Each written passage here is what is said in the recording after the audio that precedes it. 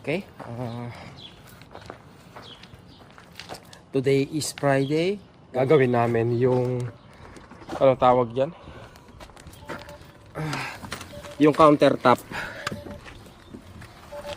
Okay, let's go. Ayan ang araw na gagawin namin ng countertop. Kagabi, anong tawag dito, habang nag-i-edit ako, tsaka ako lang napansin na yung ingay na galing sa sasakyan. Meron nga. So, ginawa ko. Pinakita ko kay Rangel na video na kung saan sa YouTube mga dren, ganun na ganun yung tunog ng sasakyan.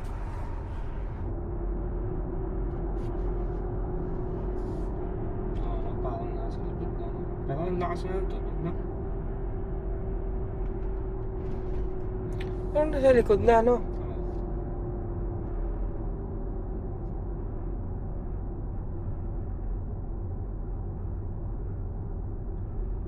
Saan yung sabihin nun? May problema yung gulong? Bago yung gulong mo, di ba? Bago lang yan.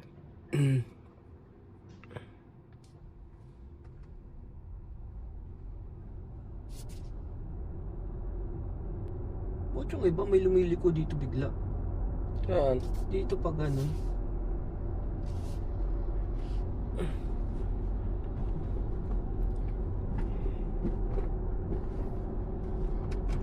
So, lala.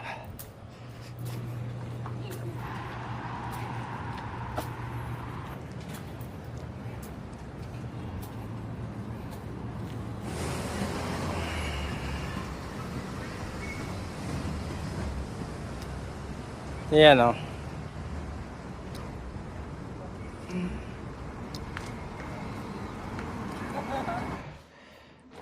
Dito na kami guys. Okay, sisimulan na natin ang operasyon dito. So unahin natin yung gripo. Kakalasin ko muna yung gripo. Eto, bubuhatin na lang to. Tinerminate na ba to?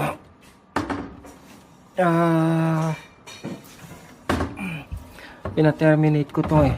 Etong ano na to. Ano to, hindi tinanggal? What?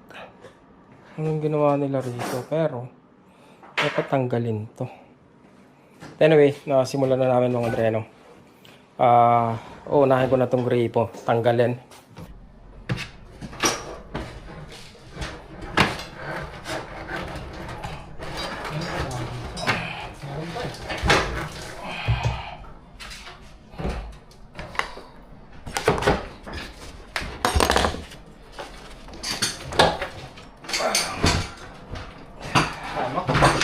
Yeah. Ito yung sinasabi kong i-terminate eh.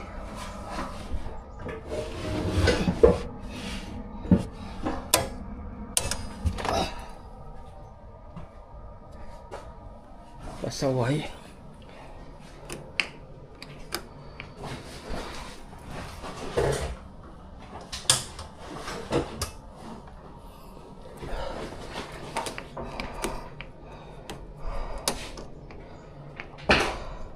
Plastic ano eh, tayo pa mag-aano na ito.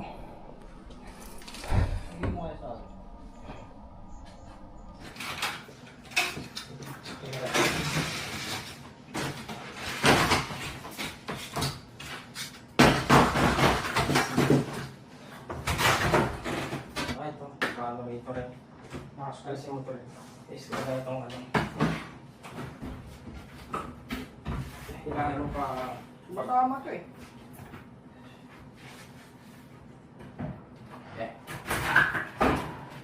Ilang ka? Tanggal doon.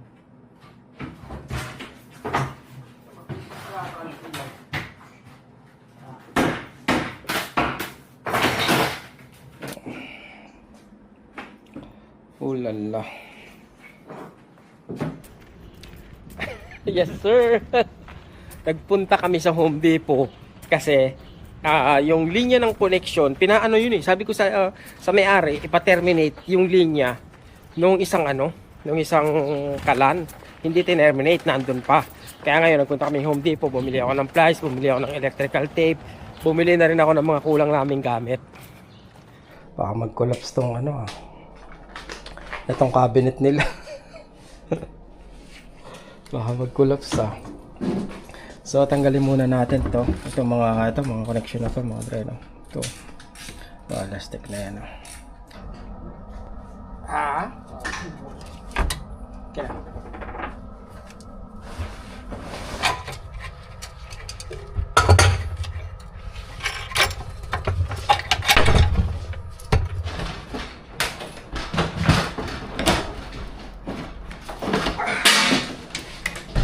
Lagyan mo muna dyan pa ako rin.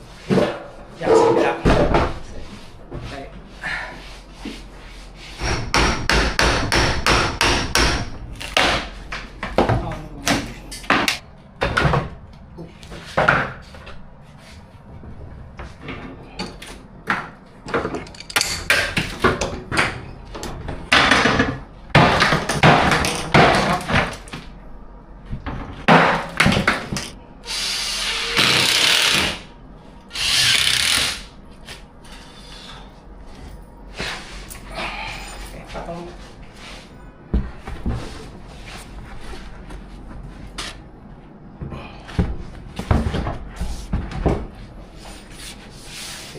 Check it out.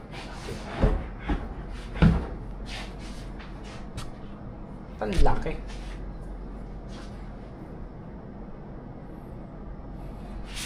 Sugat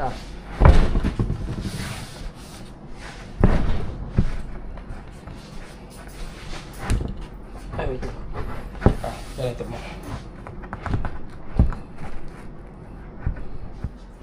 Ito, straight, diba? Ito na, pwede na.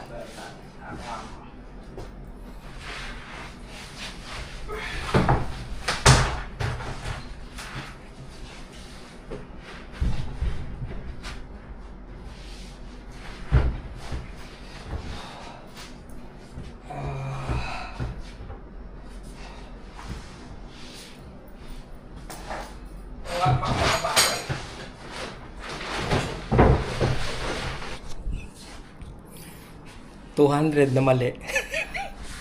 Hindi ko maintindihan bakit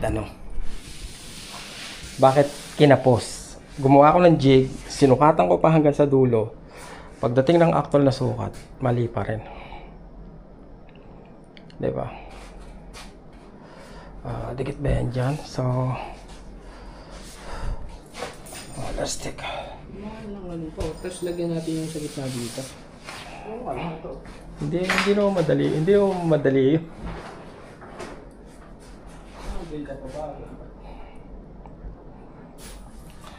Hindi ko maintindihan kung anong nangyari. Ilang ulit kong sinukat. May jig kami, bukod sa jig, sinukat ko pa. Tapos kapos ng 1 inch mahigit, no? 1 inch mahigit.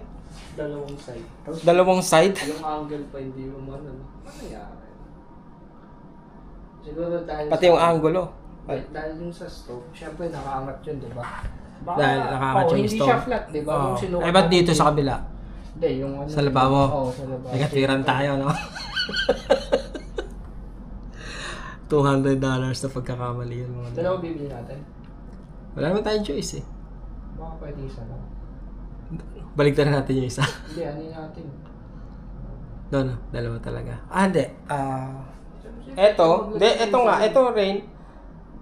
Baka ito, pwede rito. Ha? Sukatin.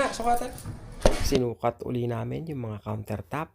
Pinagpalit-palit namin sa pagbabaka sakali na magawa namin ng solusyon yung problemang kinakaharap namin. Gusto sana namin maiwasan na bumili pa ng 2 countertop. Dahil 3 lang naman yung kailangan namin at nakabili na kami ng 3, yun nga lang nagkamali kami ng putol. So sa pagkakataon na to, dahil walang solusyon, ang kailangan lang gawin ay bumili ng 2 pang extra countertop na nagkakahalaga ng $99 kada isa. 3 lang dapat yung kailangan namin. Sa huli, nakabili kami ng 5 sa kabuuan. May charger ka ba dito pa? Para sa akin. Andiyan, ay! Wala. Yung 17, di ba? Type C na. Lobat ka na ba? Daan tayo sa bahay? Hindi ako na. Medyo na dito. Another 200. Nyet. Hindi namin maisip hanggang ngayon kung saan kami talaga nagkamali ng sukat. Bukod sa nilagyan ko ng jig yun, ilang beses pa namin sinukat yun. Rainiel, doon mo sa dulo. Yung gano'n, sagad mo. Wala pa rin, no? Kapos pa rin. Hindi ka maintindihan kung pambihira. Oh. Namaligno ba kami? Yung dalawa, ano? Parehas kapos ha, hindi lang isa, parehas pa. 'Di ba? Ibig sabihin kung yung pagkakamali dapat yung isa lang 'di ba? Yung dati sa lang. Pero dalawa pa mga dre, no? Parang namaligno kami. Namaligno ng katangahan. Pagkatapos kong sukatin yung jig, sinukat ko pa. Bago ko putulin, sinukat ko pa uli. Paulit-ulit ako ng sukat kasi nga ayoko magkamali. Aray ko. Kaya lang, ganun talaga, di ba?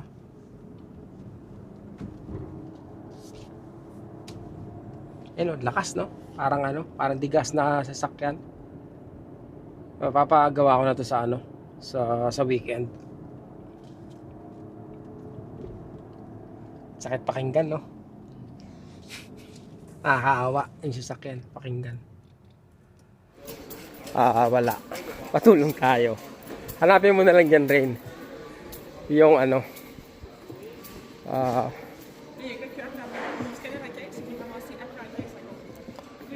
Uy, map yung matindot pa siya. Pantay mo kasi. Countertop.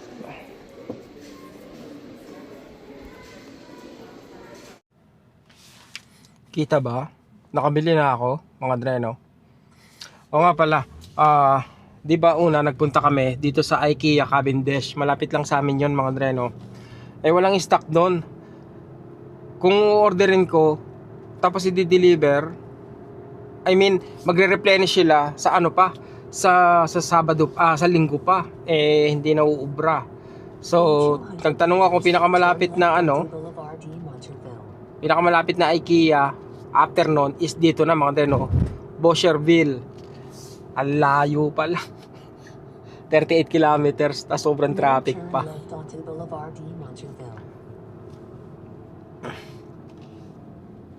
Magit isang oras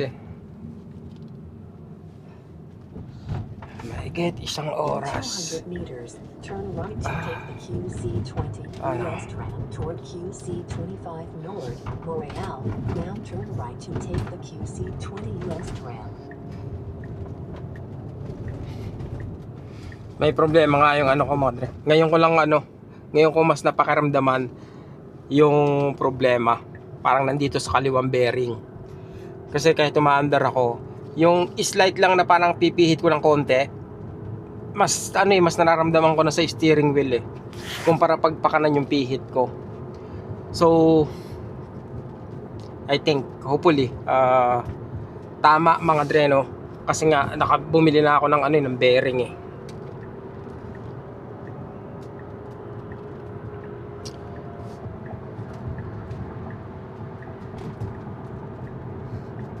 Ingay, no?